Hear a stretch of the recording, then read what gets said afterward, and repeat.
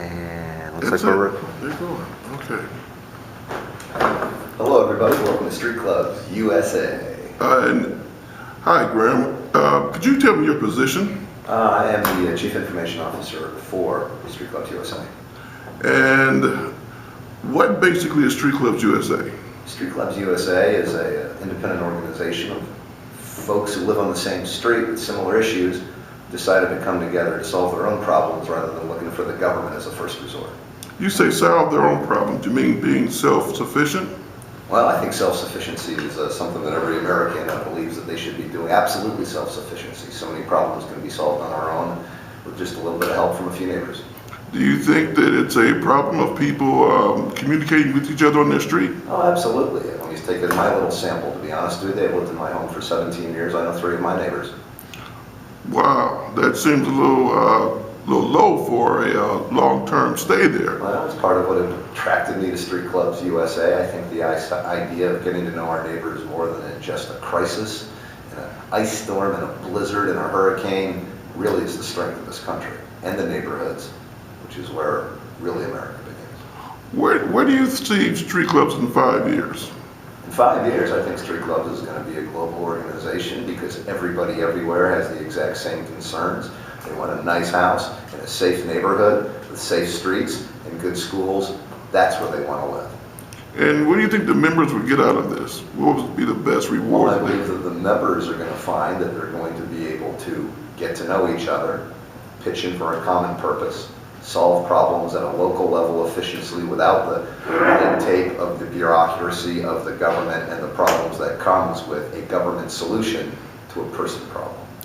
Do you think that people will be attracted by the idea of being self-reliant and self-actualizing?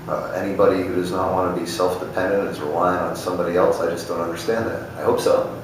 Okay. What do you think that, give me your idea of what the problems are that can be solved with a unified effort to address them? Well, first thing you need to realize is every street's going to have its own issues that would be unique to it. But again, everybody has similar issues. For instance, maybe you're on a busy street that needs a stop sign.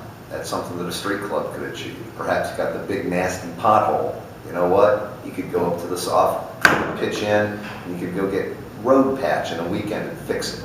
There's lots that could be cut and clean. Community gardens could be built. These are the sort of things that street clubs can do. Who joins a street club?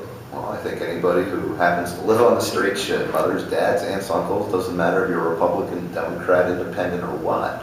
You've got to live somewhere. What happens on your street should matter to you. It's your backyard.